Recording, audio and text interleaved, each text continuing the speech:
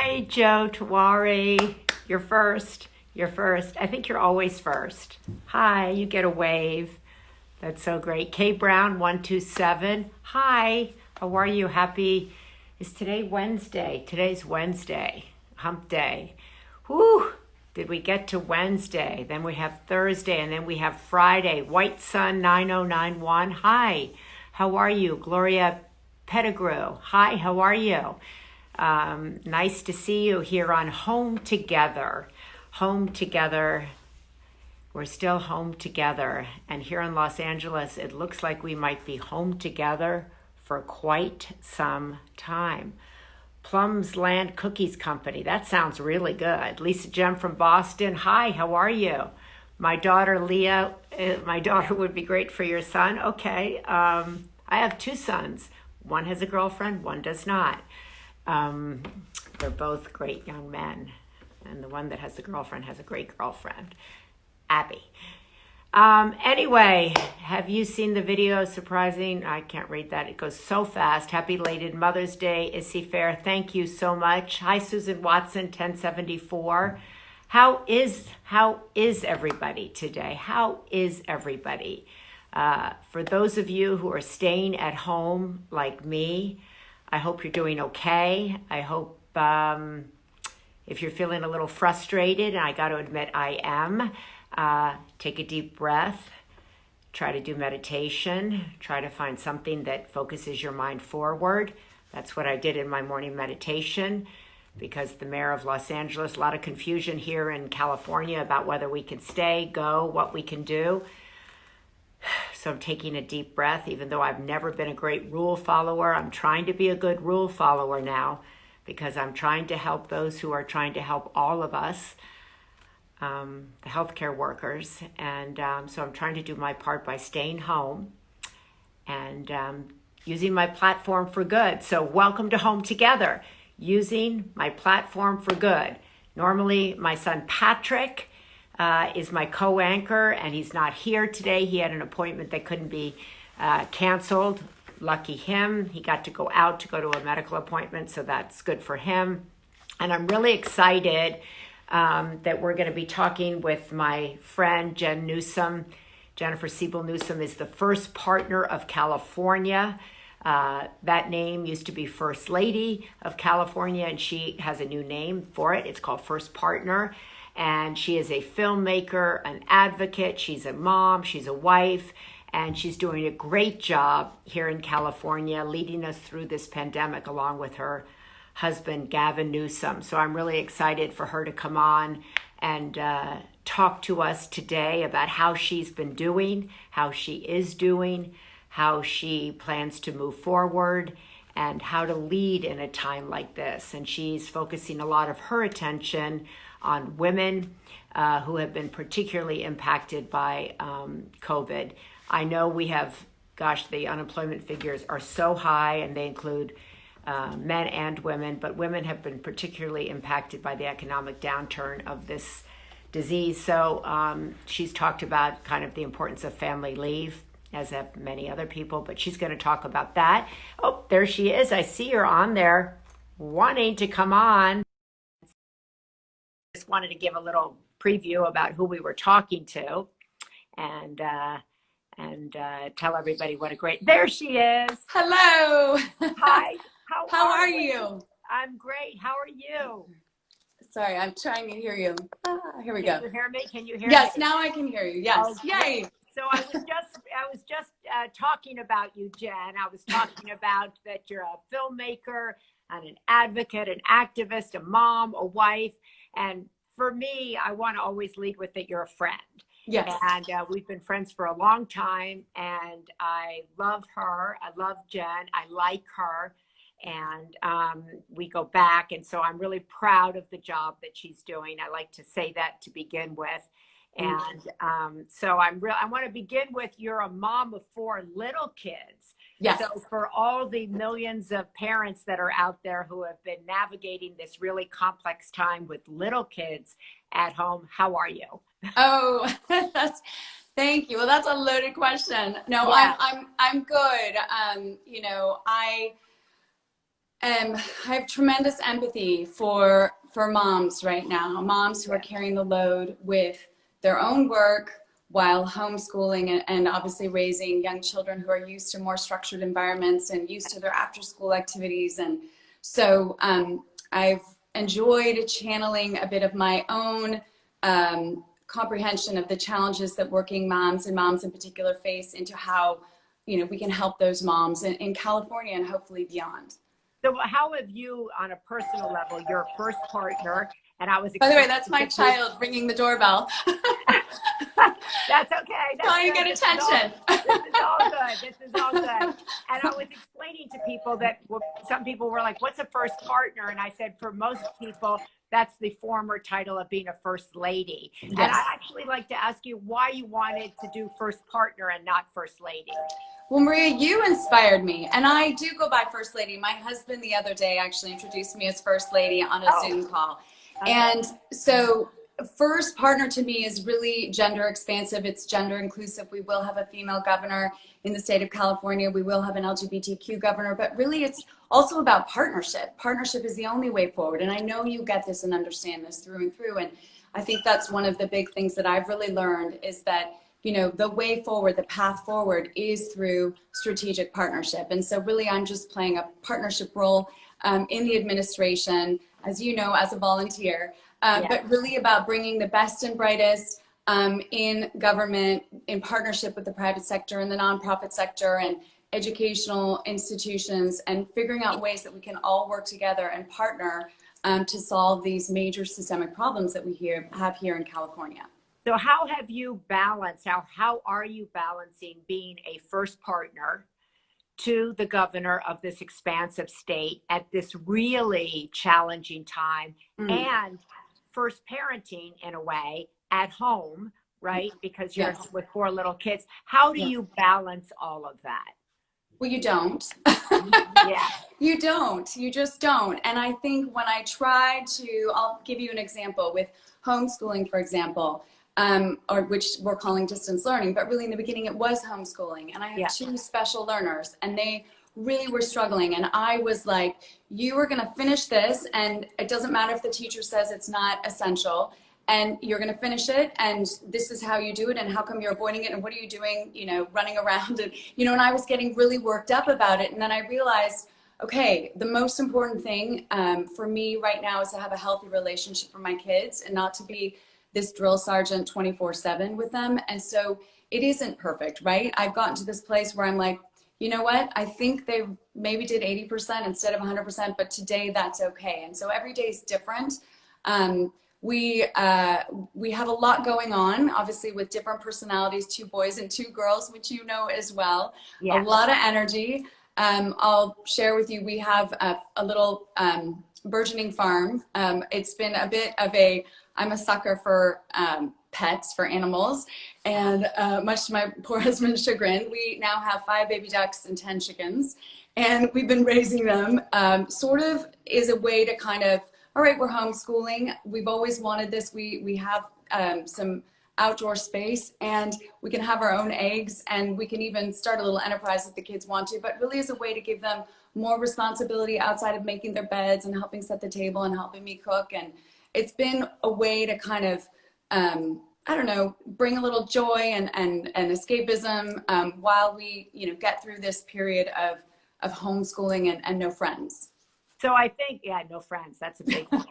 It's a big one, Yeah, so many millions of parents have been struggling with this, right? Long distance learning, Zoom calls, and they've lost their jobs in the meantime, and they don't know when this quote is going to be over. I know you've tried to focus during this time a lot of your attention on women, on volunteerism. What do you want people, not just in California, I would say, but in California and beyond, to know about the particular struggles of women at this time?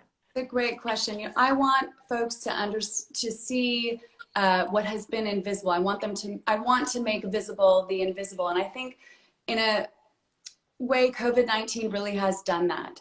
I think so many more individuals understand the sacrifices and the suffering that women go through day to day, how women are undervalued, and not just at home, but in the workforce, by being underpaid and undermined and not, you know, seen for their sort of full, or recognized for their full humanity. So for me, it's, you know, unfortunately, what we're coming to realize is that women are suffering the most because of this pandemic. Not only are they more so, as you know, on the front lines, but they are the main caregivers, and they're the ones that have lost their jobs in larger numbers. And so for me, it's really about how can we support women? How can we support the feminine?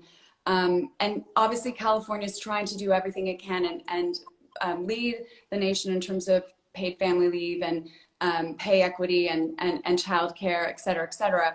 But we, not just in California, but across the country, have to do so much more. So really, I've been trying to shine a light on that through our Equal Pay California campaign and our work in partnership with the Secretary of State and the legislature, in particular, Senator Hannah Beth Jackson, on and large nonprofits across the state to really hone in on some work that we're doing in terms of women in corporate boards to really address the wealth gap for women as well. Yeah, so, you're trying to make sure, you're trying to make that there's parity on corporate boards. There's a law here in California, right, that 50% of boards have to be women. How tough is that to actually implement? Well, the good news is since the law was passed, in the 15 months since, we went from, I think, 29% of the companies, the public companies in California had only 29% did not have a woman on their board, and now only 4% do not have a woman on their board. So we have made progress. But there's still, we have another 800 or so seats to fill before 2022. So, you know, there's still so much work to be done. And then pay equity, you know, is a whole other, you know, we'll see what happens as a result of COVID-19. I'm hoping that corporate leaders really have a moral conscience and recognize the value of a multiple bottom line model where they're valuing their workers, their employees, where they're valuing the environment, and they're valuing, obviously there's a financial return and upside. But part of that is really diversity and inclusion and leadership and valuing women and valuing the feminine. So I'm looking forward to all the work that will continue in that arena. Jen, I love talking about valuing the feminine. And how do you think you or we can value the feminine in a way that actually translates into real jobs, real pay equity, real difference in women's lives? Well, it's work that you've been doing and that I care so much about, and it's work that I'm going to go deeper into shortly with some work I'm doing on the film side that's really about the care economy. And here's the beauty and the silver lining, I think, in COVID-19, despite the horrific losses and the fear and the anguish and everything that we're going through as a larger society. People are going inwards. And in going inwards, not only literally are they in their homes staying put and going inwards, but they're being forced to kind of go inwards and recognize the value of care, of self-care, of those who are doing most of that in their homes. I've spoken to so many couples as a result of us all being at home and some interviews and research I've been doing, where the men, for the first time, are acknowledging how invaluable their wives are. And so to me, this is sort of a cultural revolution that we, as a society, I think are being given the opportunity to really delve into, which is the value of care, the value of the feminine, the value of community, the recognition that we're in this together, that we need each other. And part of living in a capitalist society is that we have to put our money where our mouth is. And so we have to value that. Yeah, that's a huge national conversation. How do we value those in the care business, right? How do we value those who are caring for children, caring for elderly parents? You've also been out there trying to ignite Californians about the importance of service, right? Volunteerism. And somebody asked me the other day what were one of my wishes for our country at this time, and one of the wishes were that we would all feel called up to be of service at this time. And how have you been trying to call up Californians, and how can we call ourselves up to be of service? Thank you. And by the way, you've been such an incredible leader, as has your family in this area. And you know that your father really inspired Gavin. And so this has been something that he's been wanting to do for a really long time. So just thank you to you for your leadership. We launched initially with COVID-19, we launched the Neighbor to Neighbor campaign to remind folks in partnership with Nextdoor of how they could be of service to their neighbors, whether it's going grocery shopping for them, checking in on them, making sure they're okay, but also just staying home and recognizing that the more we can socially distance, the quicker we can hopefully get through this and all be back to normal. We've also really, I would say, the part of the Neighbor to Neighbor campaign is really this concept of me to we. And I know that maybe it was in my subconscious, but I was hammering home the me to we concept. And I say subconscious because of so much of the work that you've done, really anchoring your work as First Lady with the concept of we're in this together. And similarly, another organization that I love that's really about community and the recognition of our common humanity. So that's largely what we've been up to, is how do we, bring that mindset, that perspective forward. And most recently, and we're just about to launch something kind of soon, but really with a focus on millennials and youth, Californians for All was launched in late April. But we're also trying to do more to really institute that service mindset, that we're in this together mindset at the earliest of ages. And this is, again, that's the silver lining, I think, in all of this. I think people are recognizing that there is so much more to life when you share it with others and when you're able to contribute to others. I like the idea of that. My parents felt that like you should get into the service business when you were like 4 or 5. Yeah. And so that they would, I used to always say that people didn't want to come over and have a play date with me because my mother was signing them up for volunteer activities and asking them where they were volunteering and how they were of service and what their parents were doing to be of service. But I think that kind of calling us all up in whatever way we can be called up. Maybe it's making a call, like you've been asking people to make a call to their senior neighbors, which I think is terrific, or being of service, getting groceries for a neighbor, but just trying to bring us collectively together, even if it's or virtually or through technology, right? That's been something that you and the governor have really tried to stress, to make us one California, right? Yes. And that's something that really the entire country is probably yearning for. You mentioned like until we get back to normal. There's a feeling out there, Jen, like there is no quote getting back to normal. And here, certainly in Los Angeles, where I am, there's this kind of chaos last night going, we're all going to be in this lockdown, so to speak, until August. People are like, whoa. So what is the governor saying in terms of, what he's doing or what you guys are doing for this state in particular? So you mean in terms of opening back up? Yeah, in terms of opening back up, or what is there isn't really going to be back to normal. I know. That's fair. I guess, but I guess I'm, he is coming from a place though of every day looking at the numbers, looking at the science, basically making, working obviously with HHS and the entire health team to design, that roadmap in partnership with our economic team, which I think is doing a really good job, and just taking steps forward, trying to give the counties enough discretion and authority to do what they need to do, but really trying to, be that guiding light for the rest of the state. Yeah, that's a challenge. Like, I think I want to know, how do you be a guiding light? I think everybody in this country right now can be, or in the world really, can be a guiding light and can use that as their job title in a way. We can be a guiding light in our homes. We can be a guiding light if we have small businesses. We can be a guiding light if you're in government. How do you be a guiding light when so many millions of people have lost their jobs, when people have so much anxiety and fear, and when the unknown is really unknown. The path forward is a little bit uncertain. How do you be a guiding light? Do you talk to him about how you can both be guiding lights?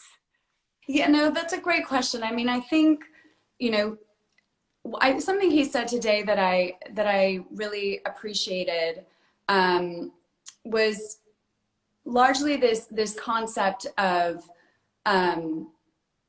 well, I'm just so proud of his leadership. Let me put it that. I just really am. I mean, later. It's been rough because he feels like he is responsible for 40 million individuals, their health, their safety, and also their economic stability, right? And tomorrow he's going to make a big announcement related to the budget. Yeah. We know that these are dire times. Our values are the same, but the budget numbers are not the same. They're nowhere near where they were last year. Yeah. And so, but he's an eternal pragmatist. But he's also, you know, he's been very real with me from the get-go, just about how things are going to shift. And in some ways I've appreciated it because he thinks I'm so Pollyannish. And he's been a bit like dark about things because he carries the weight of the world on his shoulders. And so I think we balance each other a little bit. And frankly, just to go back to the kids and the ducks and the chickens, I think that I'm trying to sort of create an ambience, an environment of some lightness, which I think, you know, is necessary in this time because things are so heavy and they're so dire. And he always gets the worst information and the darkest information. And again, then we're about to enter wildfire season and who knows when the next earthquakes are coming. So, you know, he knows how to take care of himself. I'm trying to take care of him with food and just support and being there for him to vent to. But really also just, you know, take care of the home and the kids. And they're so wild and hysterical and funny with their little antics and their dances and their singing and at 6:30 this morning, I heard peeping in the front hallway. And the little guy, Dutch, who's 4 years old, had taken all 5 baby ducks out of their crate, which is in our living room, and put them by the front door and was running around with them in circles. So I think what you're really saying is that the kind of, we see all of these governors, be they men or women, running press conferences every day. And sometimes it's easy to forget that they have lives at home. Yeah. And the weight of running states or running governments at this time is challenging. It's tremendous. It's tremendous, right? But it's good to know that you're very proud of his leadership, but it's also, it's a weighty thing, right? To think about, there's 40 million people here. So many millions have lost their jobs. The budget isn't what we thought it was 3 months ago, which isn't that short a period of time. And you have to be a light guiding forward. You have to find some way to be optimistic, whether it's in your own home, as I said, or whether you're running the government. I know you've started a series trying to kind of focus a light on women who are doing great things. That you just profiled Katie Porter. Yes, for Glamour. Yes. Yeah, it was great. I love her. Oh my goodness. What a remarkable woman she is. You know, as a single mom raising these 3 kids, representing us, she's phenomenal. And so, yes, that series is really about shedding light on all that working women are holding right now, and really kind of lifting them up and celebrating them. And, you know, just also reminding us all that we're in this together and how can we support each other and what can we do? Because don't you feel better when you reach a hand out and help somebody else? So I think that's something we've talked about on this series that Patrick and I've been doing. And meanwhile, I'm sorry Patrick's not here, but we've been trying to use this platform to shine a light on people who are helping, who are providing healing, who are using their platforms to cultivate hope, to be a light, to let us know about things that exist, whether they're supporting nonprofits, coming up with creative ideas to help people, restaurant workers, travel workers, women, food banks. There has been such an outpouring of creativity and ideas and collectives that have come together to raise money to help so many people around the country who find themselves in situations that 3 months ago they could never have imagined, right? Yes. And I think that, I think that's really what you're saying, is that you're trying to be a light. You're trying to support your husband, which is part of the role of being a partner, manage 4 young children at home, bring attention to working women, to those who find themselves in this economic downturn, which is millions of men and women in our state and also around the country. And then try to kind of give people hope and optimism that maybe there's not a new normal, but the path forward, that we're in this together. Is that? It is. And it's also, there's so many resources, and this from government. We've put so many resources out, and I think I don't feel like the general public always gets all of the information or understands where to go for it or where to get those resources. EDD aside, because of the challenges, right, with the large number of unemployment. But, I've really just tried to be a source of information too. These are resources that are available to people. And where should they go to get them, Jen? Where should COVID19.ca.gov. There are incredible resources, stress buster resources for mental health. I've been putting out tech tips because our kids are in front of media 24/7 in a way that they've never been. And I've always been really concerned about what just that wild west that is available to children before their minds and their development are ready for that. And so, we just put out a whole kind of best practices on how to protect your kids, how to keep your kids safe during COVID-19 with media. And so just anything and everything to support families, right? Because families really are vulnerable in new ways. And I've also been reaching out a lot to the Latino community because they're near and dear to my heart, and such a large population of Latino leaders in this state doing incredible work. We wouldn't have the food we eat without all those incredible farm workers and caregivers on the front line. And again, as we talked about earlier, the Hispanic community has been hit possibly the hardest, given their roles on the front lines. So communities which have a lot of pre-existing conditions, health disparities, which is around the country. Well, I want to thank you, Jen, so much, first of all, for all the incredible work that you have been doing, that you are doing. I see you on Instagram speaking in Spanish. So when she says she's been reaching out to the Latino community, she means it. And I think the resources that you've been able to bundle up so that people know what's out there, what they might be eligible for.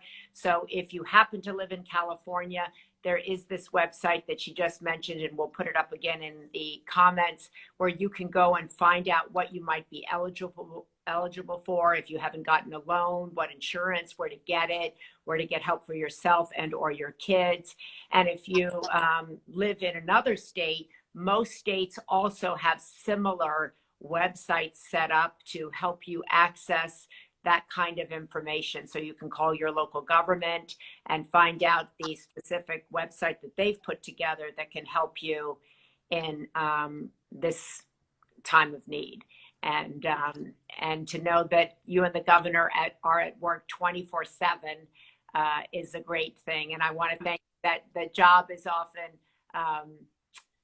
misunderstood. People don't realize it's a 24/7 job. When you call it first partner, first lady, or really mother, wife, whatever you want to call it, it's a full-time job, and you're doing it beautifully, and you're doing it so well. So congratulations, and thank you so much for joining us and taking some time away from the homeschooling, the long distance learning, whatever it's called. I know, it's so great. Thank you. So great to be with you. Great. Thank you for everything. Okay. Bye.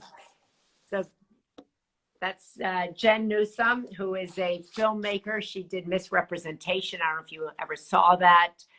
She is an activist. Her nonprofit organization is called the Representation Project, for young kids, trying to make a difference as First Lady, as first partner, as a wife, as a mom, and as a human being.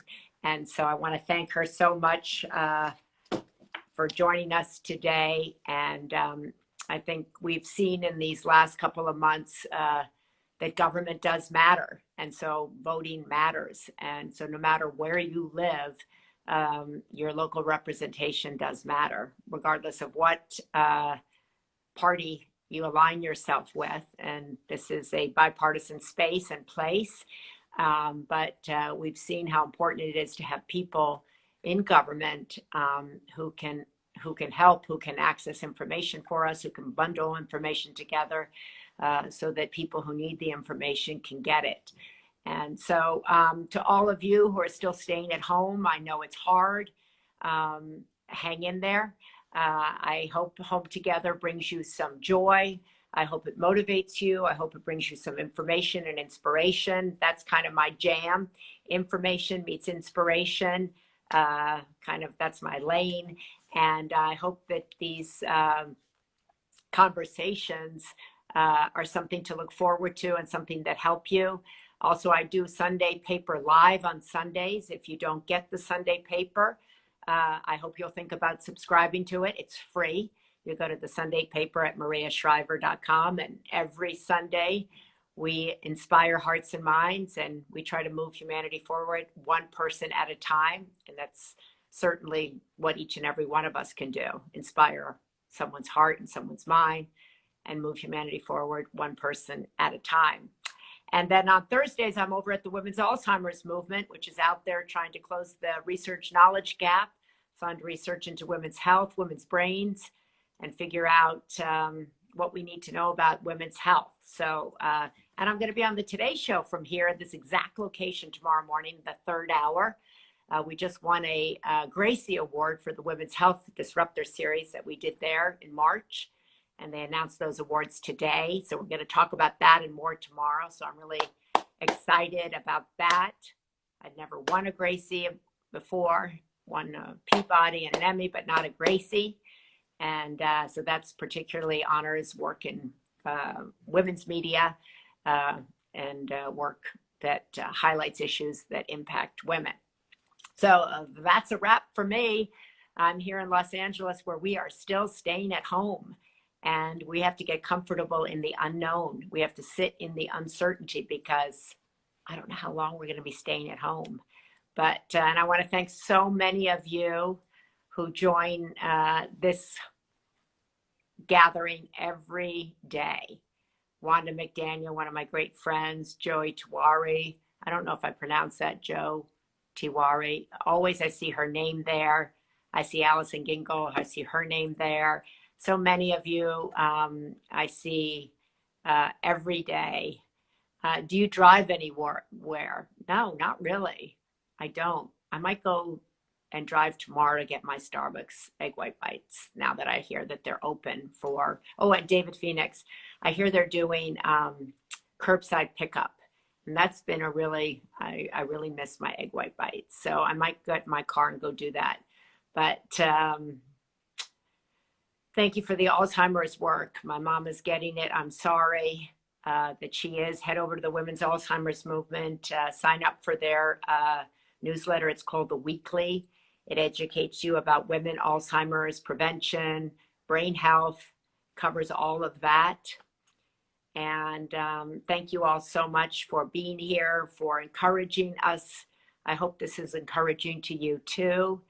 And somebody just said the egg white bites are available on Postmates. Well, somebody should have told me that. Gosh, okay. Run for office, fulfill your destiny. I am fulfilling my destiny. I'm right here fulfilling my destiny.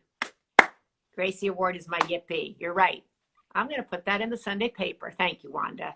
All right. And keep those ideas coming. Tomorrow we have Esther Perel. Okay. If you are in a relationship or not in a relationship, you will be interested in Esther Perel. She knows more about relationships, sex, you name it, all kinds of relationships. Esther Perel. And then Jess Seinfeld is here on Friday and talking about her incredible work with the Good Plus Foundation. She is doing amazing work. And so is Esther. And I'm sure so are each and every one of you. Each and every one of you are moving humanity forward one person at a time just by being here. You're moving me forward. Think about that. You're moving me forward. You're encouraging me forward. You're inspiring me forward. Daniel Island, what time? 2 o'clock every day, 2 o'clock here. Yesterday we did 1 o'clock on Patrick's account because it was Ashton Kutcher and he could only do 1 o'clock because he had to take care of his kids. So we move around sometimes for people, but your cousin Joe, can he come on again? That's a good idea. I'll call him. Yes, I'm sure he can come on again, please. I should get him on again. That's a good idea. I was going to also ask my cousin Patrick to come on about mental health, but I didn't want to like always have my family on.